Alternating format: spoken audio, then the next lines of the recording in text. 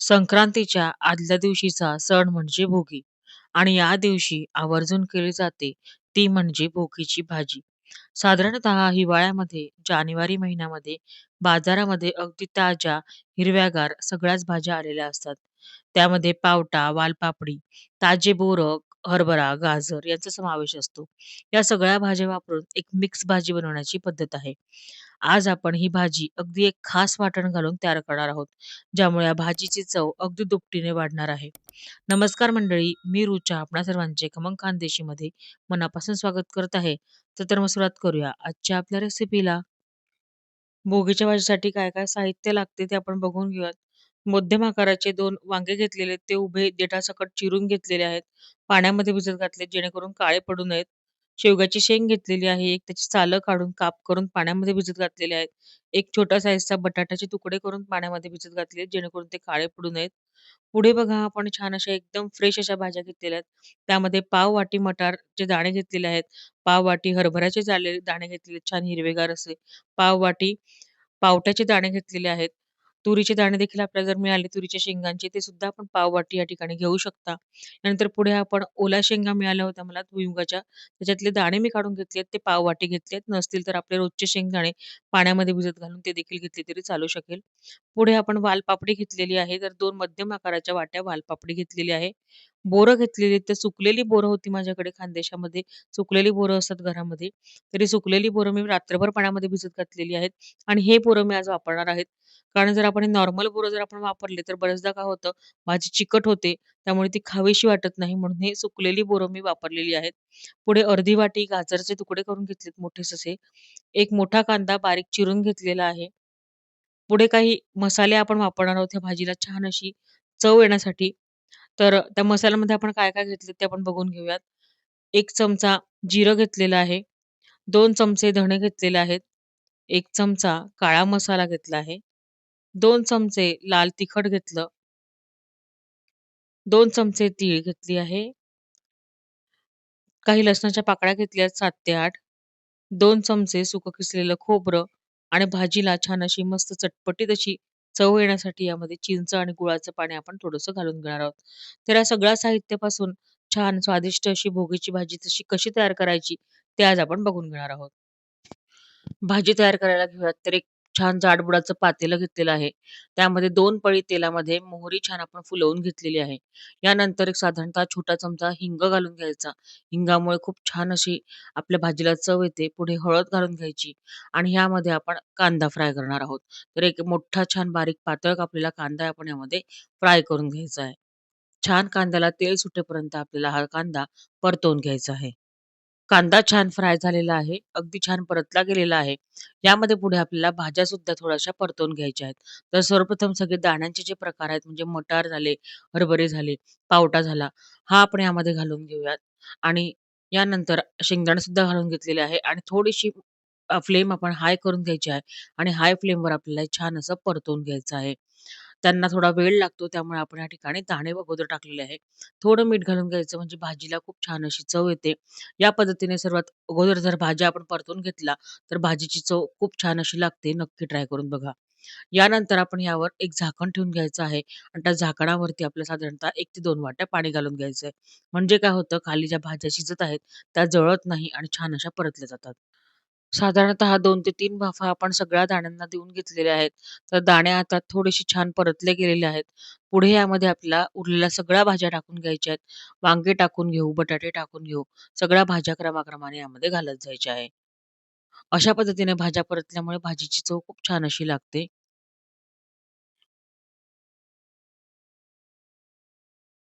बटाटा टाकून घेऊयात. पुढे आपण वालपापडी घेतली होती ती टाकून घ्यायची आहे.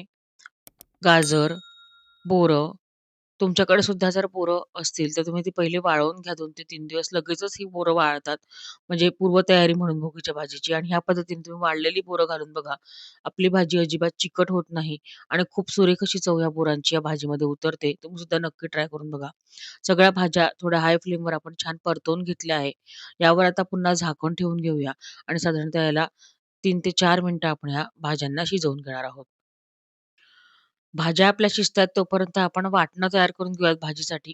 तर सर्वप्रथम आपण खोबरं तव्यावर टाकून घेतलं आहे आणि खोबरं छान आपलं खरपूस रंगाचं भाजलं जाईपर्यंत आपण हे भाजून घेऊयात. खोबरं भाजून झालेलं आहे ते काढून घेऊ एका डिशमध्ये. यानंतर आपल्याला तीळ भाजून घ्यायचे आहेत. तर तीळ भाजून घेऊयात. तीळसुद्धा लगेचच असे छान तडतडली जाते. भाजून घेतल्यामुळे भाजीची चव छान लागते. तीळ छान भाजली गेलेली आहे बघा, तडतडली जात आहे. तर ही तीळसुद्धा आपण एका डिशमध्ये काढून घेऊयात. भाजीला स्वादिष्ट बनवण्यासाठी एक वाटण तयार करून घेऊ. खोबरं आणि तीळ आपण घातलेलं आहे. त्यामध्ये धणे घालायचे, जिरं घालायचं. यानंतर लसूण पाकळ्या घातलेला आहे. आपण जर बिना कांदा लसणाची भाजी करणार असाल तर लसूण यातून स्किप करा. पुढे तिखट घातलेलं आहे आणि हे वाटण आपल्याला कोरडं जसं वाटून घ्यायचं आहे. यानंतर साधारणतः 4 ते 5 वाफा आपण ह्या भाज्यांना देऊन घेतलेला आहे. साधारणतः 3 ते 4 मिनिटं आपण याला शिजवून घेतलेलं आहे. तर बघू शकता आपल्या ज्या भाज्या आहेत, त्या बऱ्यापैकी आता मस्त परतल्या देखील गेलेल्या आहेत आणि वाफेवर शिजल्या देखील आहेत.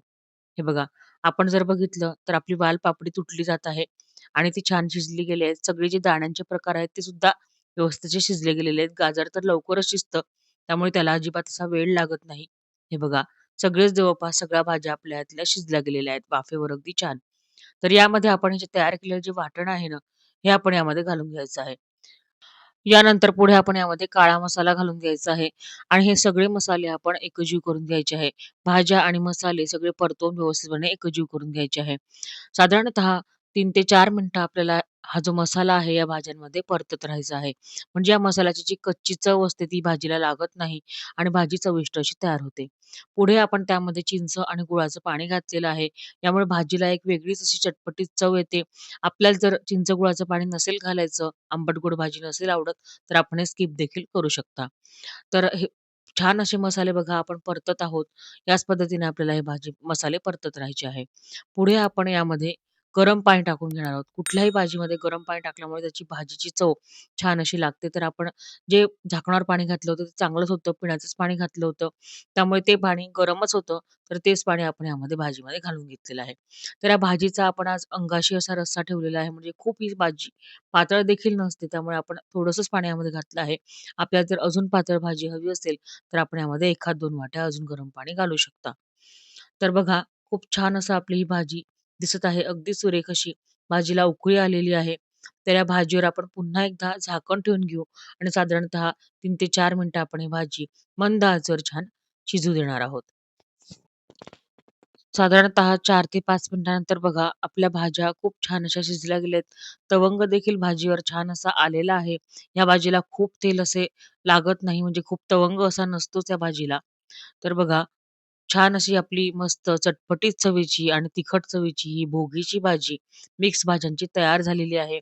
सगळ्यात शेवटी आपण शेवग्याची शेंग शिजली का ते बघून घेऊया. कारण शेवग्याची शेंग शिजायला बऱ्यापैकी वेळ लागतो कधी-कधी. तर बघा, शेवग्याची शेंग सुद्धा दाबली जात आहे. ती पूर्णपणे शिजलेली आहे. तर गॅसची फ्लेम आता आपण बंद करून घेऊयात आणि आता भाजी सर्व्ह करायला घेऊयात. भोगीची भाजी म्हटलं, की बाजरीची भाकरी ही आलीच. तर बाजरीची भाकरी करायची, तर बाजरीचं पीठ घेतलेलं आहे बघा. त्यामध्ये पाणी घालून आपण छान असं त्याचं पीठ मळून घेऊयात. पीठ मळून झालेलं आहे, तर या पद्धतीने त्याला कुचकरून घ्यायचं. कुठलीही भाकरी असेल, तर त्याला या पद्धतीने जर कुचकरलं, तर भाकरी भरपूर वेळ मऊसूत अशी राहते आणि अजिबात ती कडक होत नाही, छान अशी लागते. तर भाकरीचं पीठ मळून सुद्धा झालेलं आहे. छान त्याचा गोळा आपण बनवून घेतलेला आहे. पीठ त्याला लावून घ्यायचं आहे. खाली सुद्धा परातीमध्ये पीठ लावायचं आहे. पीठ घालून घ्यायचं आहे आणि छान त्यावर पातळसर अशी छान भाकरी थापून घ्यायची आहे. भाकरी थापत असताना एवढं लक्षात ठेवायचं खाली जी परात असते ती छान अशी क्लीन असावी.